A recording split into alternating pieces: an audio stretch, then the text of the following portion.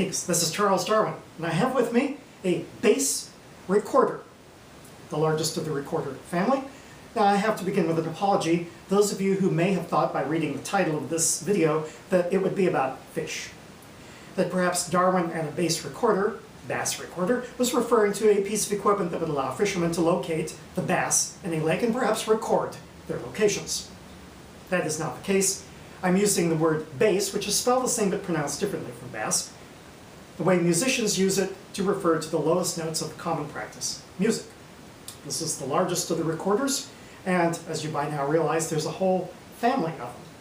Several years ago, perhaps 3 years ago now, I posted a video on this channel of me playing a Japanese folk song called Hamabe no Uta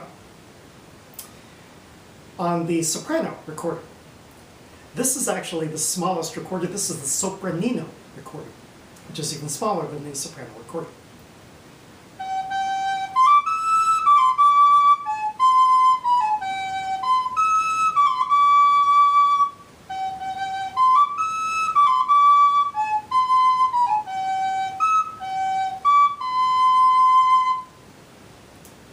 Then there's the soprano recorder, and then there's the alto recorder, which is larger.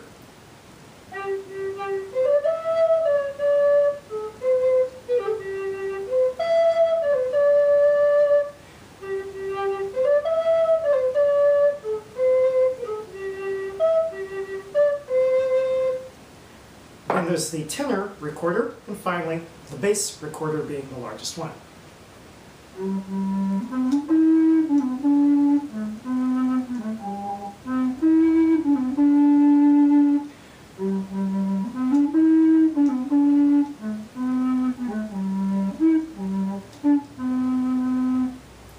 So that's the family of recorders. Now what's this got to do with evolution? Well, let me explain that to you now. Obviously these recorders differ in size, ranging 3 octaves.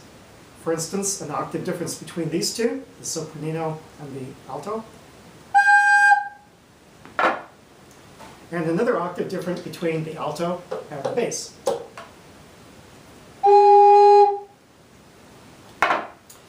But there's a lot of other differences as well.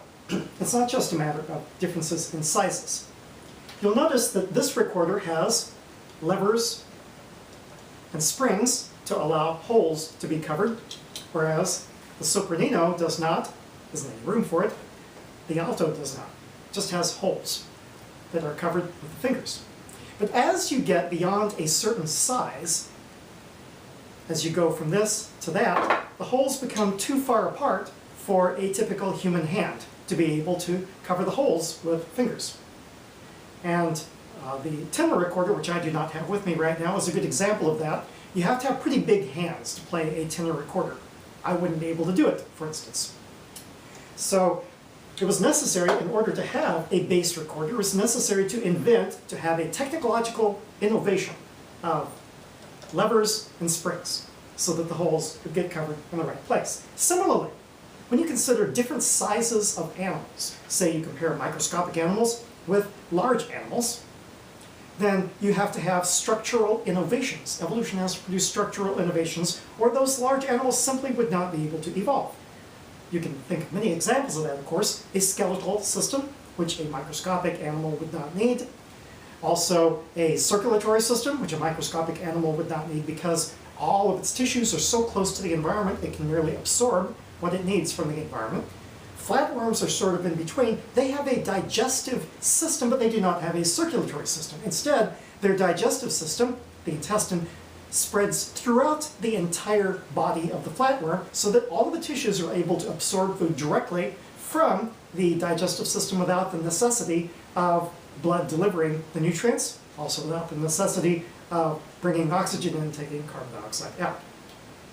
So certainly you could not have an animal as large as a dog or a human being, or certainly as King Kong or something like that, without having digestive, circulatory, skeletal systems, etc. And once this innovation evolved, then it became available for other uses. For instance, the transverse flute, which would be about the size of this one or smaller, except you play it like this, transversely, actually has lots of levers and springs on it.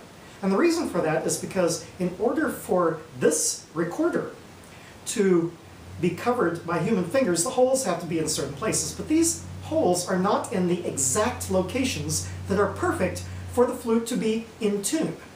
Therefore, once the levers and springs were invented, then they were available even on the transverse flute, which wouldn't necessarily need it, in order to get the notes in better tune.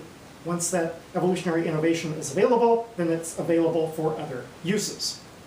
Now, once you have the evolution of, or in the case of flutes, the design of these different innovations, then that brings with it a whole host of new problems. One of them you may have noticed in comparing and listening to me play the bass recorder right here.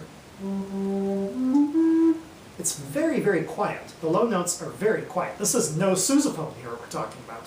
And it's very easy, if you try to play louder, it's very easy to overblow, which you might have heard me do a little bit earlier.